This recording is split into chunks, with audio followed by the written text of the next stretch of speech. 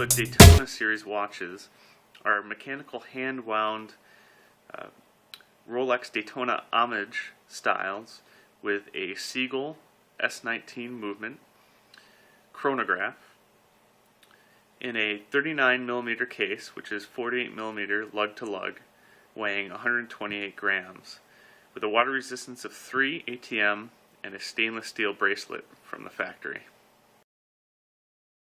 The SeaGull S19 movement is a high quality chronograph movement, and from my ratings only gains about 8 seconds a day, and includes a 42-hour power reserve. It has a 30-minute chronometer, a 24-hour indicator, and a tachymeter around the bezel. The face comes in a variety of different colors and styles, including cream, red, and black. The watch comes with a stainless steel presidential style solid bracelet from Alpha, which includes a folding clasp also decorated with the Alpha logo. It has hollow end links as opposed to solid ones. Alpha watches tend to receive a lot of flack for being low-priced Chinese watches that pretty much are just homages to really well-known designer watches. They're kind of the poser watch in the watch world, but the price for the quality has kind of made them one of the more desirable, affordable watch brands out there. In particular, you'll see that this watch has a beautiful style, which is modeled off of a vintage Rolex Daytona, specifically the one that Paul Newman wore. And it does use a high-quality SeaGull movement. SeaGull, although being a Chinese company, is well known for producing very high-quality movements that are quite accurate and fairly reliable. The fit and finish of this watch is fairly impressive, considering you're only spending about $150 with shipping, depending on where it's coming. The stainless steel looks nice. There's the Alpha logo placed in many different areas in a nice way. There's even some nice detail on the watch face itself. The black areas do have an engraved texture to them, which is really nice. The dial hour indicators are overlaid, which gives the watch some nice depth. And the bezel has a lot of detail to it as well.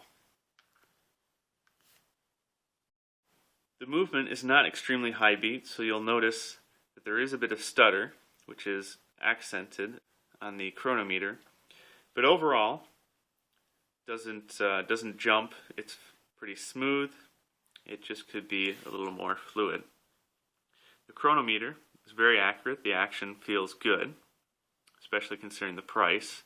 It might not be comparable to an $1,000, $2,000 watch, but you are also paying a fraction of what you would for that style chronometer.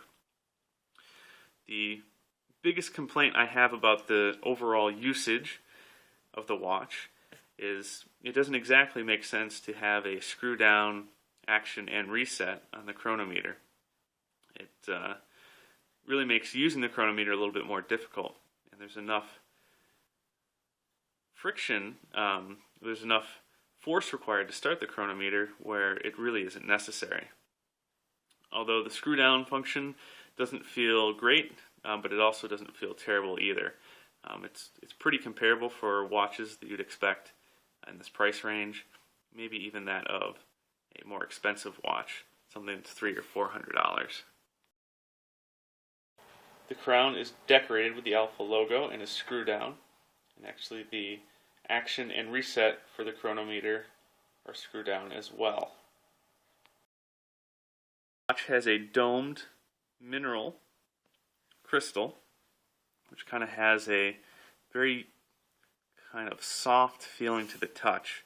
It seems to be pretty resilient, but it does not feel very sturdy. It does tend to reflect a lot of light. There's clearly no AR coating. There's a little bit of distortion when looking at some angles. Wrist presence. It's not too big, it's also not too small. The contrast between the face and the black outer bezel, sometimes those are reversed depending on the style you get, really does kind of give it a lot of attention and makes it stand out. It can look dressy or it can look sporty depending on your outfit, so it's quite versatile. It really is a classic, true design that they've captured quite well for an affordable price. The hand and second hands are pretty simple, which makes sense with the style. It does look like there is some lume on those hands, but I've never seen them lighten up ever. So I don't know if it just doesn't work or it's so poor that it's not even worth mentioning. But for this style watch, you're probably not too interested in the lume, just that it looks nice and that it works, which it does.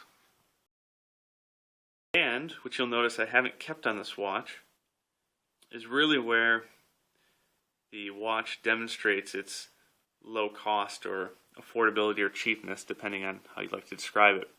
The first thing I noticed is it feels very flimsy. Although it looks aesthetically nice, just the way that the links are, it just doesn't feel all that great on your wrist. The other thing I noticed is when I tried to do a micro adjustment, it immediately broke. The pin snapped and wouldn't return back to its normal position, so I couldn't even use the strap. You'll notice that there's a lot of play in the band and the bracelet, so it just doesn't feel good on the wrist, and there's a lot of space in between the links, and it's not very consistent. The clasp has no safety mechanism, and it's very thin and flimsy. Looks just like stamped metal. It's very thin. Doesn't snap very well, and again, the Alpha logo, you can tell, is just stamped in there. It's not engraved. And you'll hear that was just the snapping it into place. Doesn't seem all that solid because I barely moved it, and it kind of came off again. So I recommend getting rid of the band. There's a lot of great replacement bands out there. It's going to cost you a bit more money, but it really upgrades the quality of the watch. I chose to put a leather band on it because I thought it looked particularly nice. In a green canvas pouch engraved with the Alpha logo and Alpha name, as opposed to a box like many other watches. If you're honest with yourself about what you're getting, Paul Newman is an excellent watch for the cost. At $150, it's very cheap. It's very easy to replace if something does go wrong. And the Alpha company is known for pretty good customer service if you're willing to wait for the time to have things shipped to and from. The chronograph works well, and it's a beautiful looking watch, as it should be, kind of based on using a classic Rolex design.